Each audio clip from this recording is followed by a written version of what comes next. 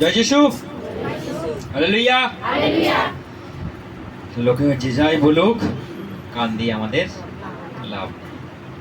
লোকের কথা লোকে বলবে, আমাদের কথা আমরা বলবো। লোকের মুখে অনেক মন্দ ভাষা আছে, তারা সেই ভাষা ব্যবহার করুক, কিন্তু আমরা ভালো ভাষায় মানুষকে বলবো। যিশুকে লোকে মারতে এলো, ধরতে এলো, যিশু তাও বললো ক্ষমা ক্ষমা ক্ষমা। সেই জন্য আমরা তার সন্তান হয়ে আমাদেরও ধর্ম সেটাই যে আমরা মানুষকে ক্ষমা ক্ষমা ক্ষমা। তারাও যেন এসে এই জায়গায় এসে একটা যেন সুযোগ পায় প্রভুর সেই অমৃত কথা শোনার জন্য, তাহলেও অনেক লাভ আছে। সে যেই হোক, আমাদের বিরুদ্ধে হোক, আমাদের প্রভুর বিরুদ্ধে হোক, বলেছে এবং বলবে, এটা কখনো থামবে না। যেদিন পৃথিবী ধ্বংস হবে সেই ক্ষণেও তাকে গাল দেওয়া হবে, বাইবেল লেখা আছে। সেই মুহূর্তেও তাকে ঘৃণা করবে লোকে, সেই মুহূর্তেও তাকে লোকে তার নামে কুৎসা করবে, নিন্দা করবে, সেই ক্ষণেও করবে। সেই জন্য শুরু হয়েছে যিশুর আমল থেকে, শেষও হবে যিশুর আমলে। এর মাঝখানে মানুষ বলতেই থাকবে, বলতেই থাকবে। কিন্তু আমরা যারা তার মনোনীত, আমরা যারা তার কাছে আসতে পেরেছি, তার এই দয়া করুণাকে আমরা বুঝতে পেরেছি, আমাদের চেয়ে ভাগ্যবান, আমাদের চেয়ে ধন্য আমি মনে করি আর কেউ এই পৃথিবীতে নেই। হালেলুয়া, জয় যিশু। ঠিক আছে, আসুন আমরা একটা ঈশ্বরের বাক্য নিয়ে আজকে আলোচনা করব। যদি প্রভুতে চলতে গিয়ে আমাদের জীবনে নানা বিষয় নিয়ে আজকে একটু সেসব বিষয়ে আলোচনা করব। একবার বলেছি আমি, আমাদের সবাইকার কটা করে স্ত্রী আছে? কটা করে? 4টে করে স্ত্রী আছে, 4টে করে স্বামী আছে, 4টে করে স্ত্রী আছে। কেউ বলতে পারবে সেই স্ত্রীগুলোর নাম? হ্যাঁ, কেউ বলতে পারবে স্ত্রী আমাদের সেই স্ত্রীগুলোর নাম, প্রথম থেকে 4 নম্বর স্ত্রী পর্যন্ত? কেউ বলতে পারবে না? ঠিক আছে, সবাই মনে করুন আপনার 4টে স্ত্রী আছে। আপনার প্রথম স্ত্রীর নাম সবাই জানেন, কিন্তু বাকি 3টে স্ত্রী বা বাকি 3টে স্বামীর নাম কেউ আমরা জানি না। তো আমি সবাইকে বলবো যে প্রথম স্ত্রী যাকে আদর করে প্রথমবার শুভদৃষ্টি হয়েছিল, তাকে আমরা ভালোবাসতে আজকে আর পাচ্ছি না। যে কখন থেকে আছে আমাদের সঙ্গে, যে আমাদের সঙ্গে শুরু থেকেই আছে, যে সেই স্ত্রী, তাকে আজকে আমরা আর ভালোবাসতে পারছি না। 2 নম্বর স্ত্রী যাকে আমরা পেলাম, তাকে আমরা আজকে খুব ভালোবাসছি, তার জন্য আজকে আমরা অনেক কিছু করছি, তার জন্য আমরা জীবনে অনেক কিছু ছেড়ে দিতে পারি, অনেক কিছু ত্যাগ করতে পারি 2 নম্বর স্ত্রীর জন্য।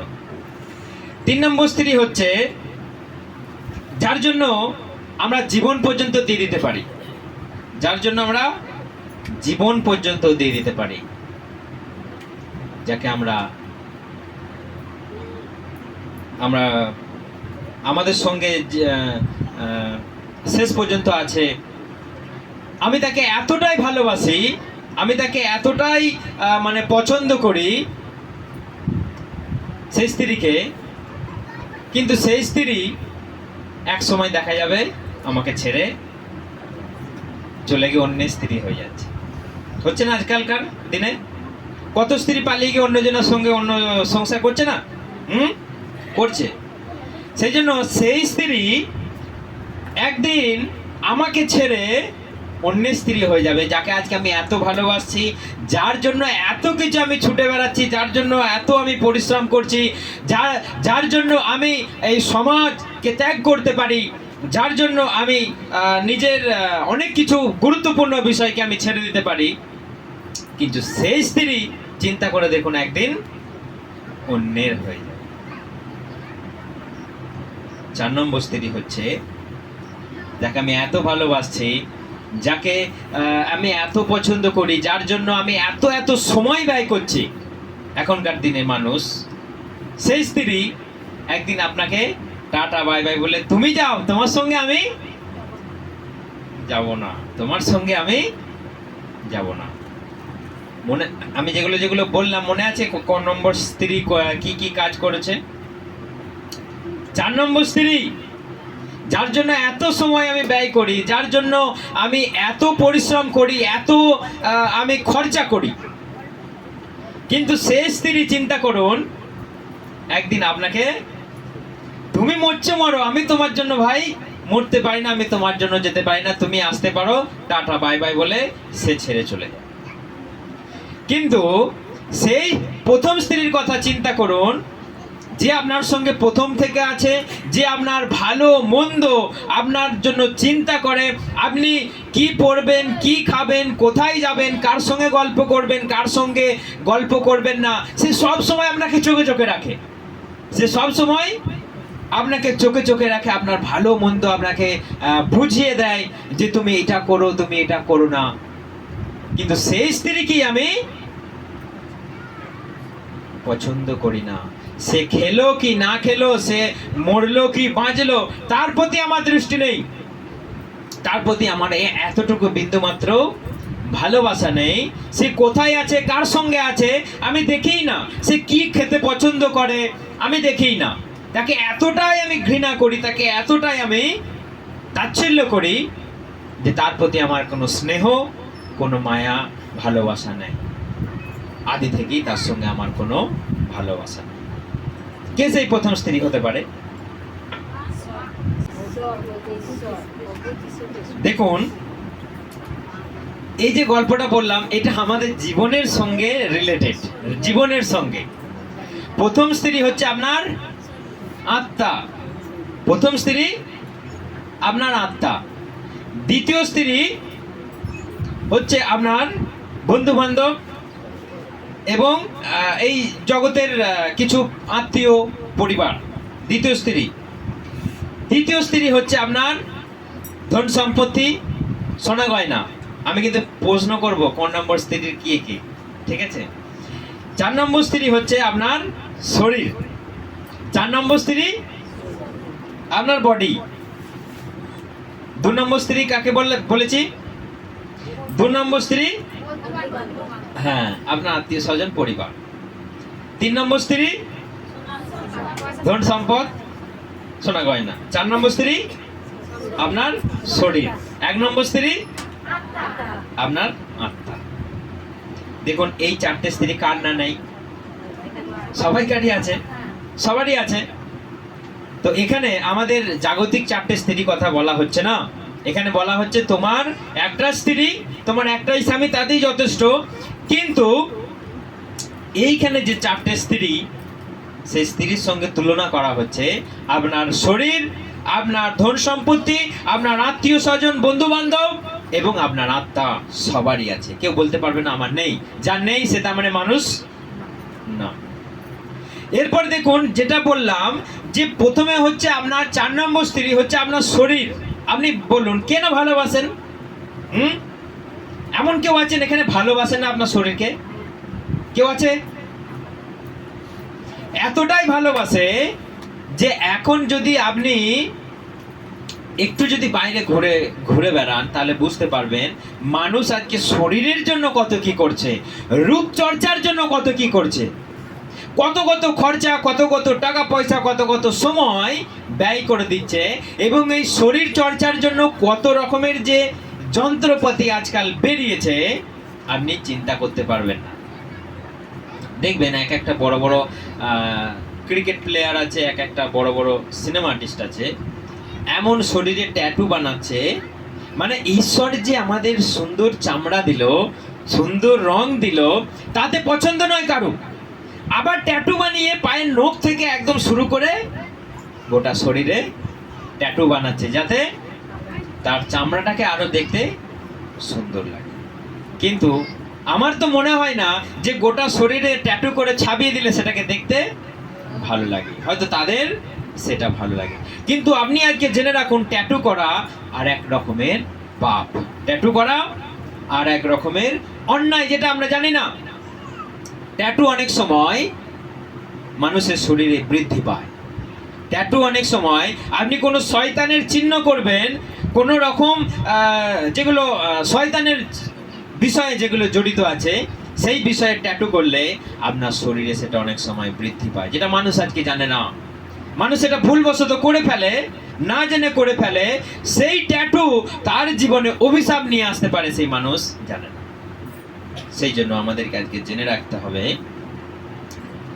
যে আমরা ঈশ্বরকে যখন আমরা স্বীকার করেছি, ঈশ্বরের পথে যখন আমরা চলছি, আমাদের এই আপাদমস্তক জীবনের অধিকার আছে কার উপরে? ঈশ্বরের অধিকার আছে আমাদের উপর।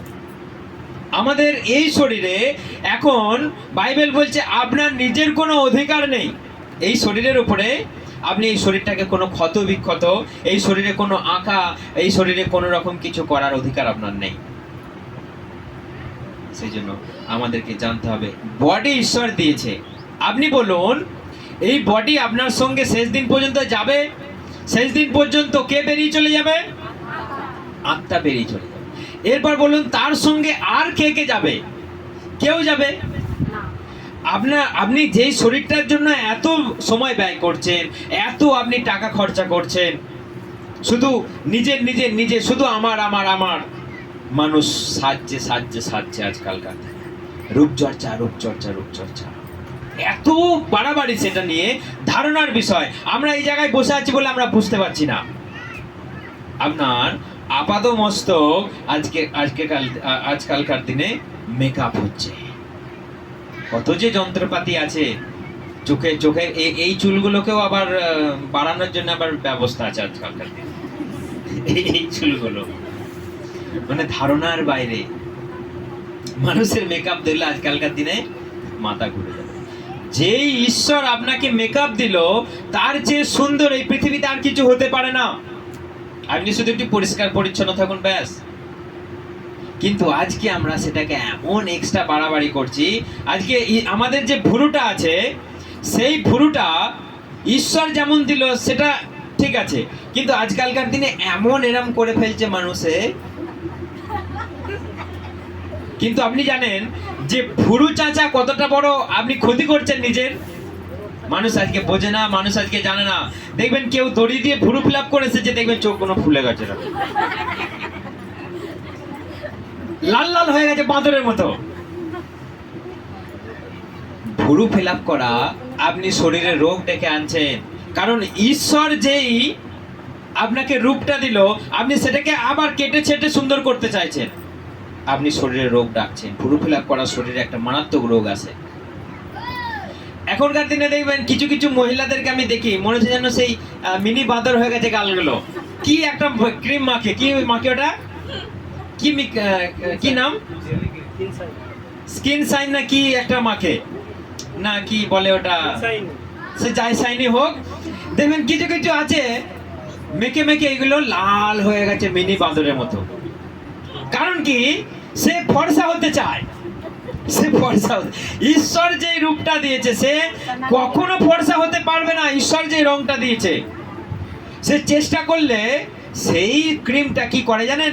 আমাদের শরীরের চামড়াগুলোকে পাতলা করে ক্ষয়ে আপনার ভেতরের সেই অংশটা বেরিয়ে আসে। তখন বাহ, আমি তো গ্লোয়িং হচ্ছে, আমি শাইনিং হচ্ছি, চকচক করছে।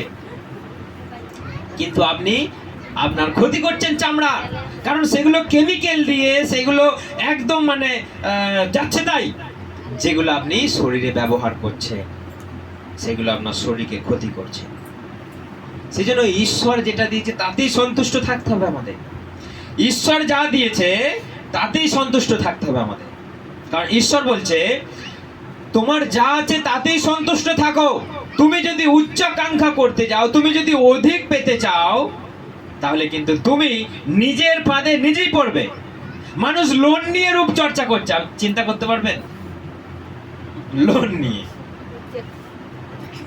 সেই জন্য আমরা যদি প্রভুর এই বাক্যকে ভুলে যদি চলে যাই, নিজেদের ইচ্ছা মতো যদি জীবনযাপন করতে চাই, তাহলে কিন্তু আমরা ফাঁদে পড়বো। সেই ফাঁদ থেকে ওঠার জন্য আমরা চিঁচি করব, কেউ আমাদের উদ্ধার করবার জন্য আসবে না, প্রভুও আসবে না। কারণ প্রভু আপনাকে বলেছে যে তুমি এটা করবে না। তুমি যদি নিজের স্বেচ্ছায় সেটা করতে যাও, না আমি এটা করব, আমি নিজে ঠিক উদ্ধার, নিজেই আমি ঠিক হয়ে যেতে পারবো, কিন্তু যখন হবেন না তখন। সেই জন্য আপনার হাতের কাছে যতটুকু সময় আছে, যতটুকু পারবেন ততটুকু করুন।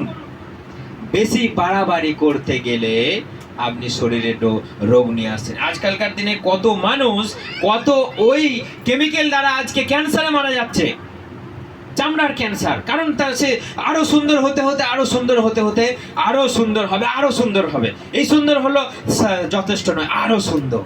সবাই যেন আমাকে দেখে, সবাই যেন, তুমি একা দেখলে হবে না, রাস্তা দিয়ে সবাই যাবে, সবাই যেন আমাকে দেখে আগে। এত মেকআপ, যেন মেকআপ ঈশ্বর বলছে তুমি সামঞ্জস্য বজায় রেখে তুমি মেকআপ করো। বারণ করছি না আমি কিছু, যতটুকু সম্ভব যতটুকু করা যায় ততটুকু করো, তার বাইরে করতে যেও না। আপনি ভাবুন, যার জন্য এত আপনি করছেন এত করছেন এত করছেন, সে আপনার সঙ্গে যাবে সেই শেষ দিন? যাবে? যাবে না। 3 নম্বর স্ত্রী, 3 নম্বর স্ত্রীর জন্য আপনি কি না কি করেন? টাকা পয়সা ধন দৌলত সোনা গয়নার জন্য করেন না? করেন না? আপনি তাকে এত ভালোবাসছেন, তার জন্য ছুটে বেড়াচ্ছেন, তার জন্য আপনি পরিশ্রম করছেন, তার জন্য আপনি জড়ো করছেন, তাকে আপনি এত ভালোবাসছেন যে না আমি আরো সুন্দর দেখাবো, সেই জন্য নানা গয়নাগাটি মানুষ আজকে করছে।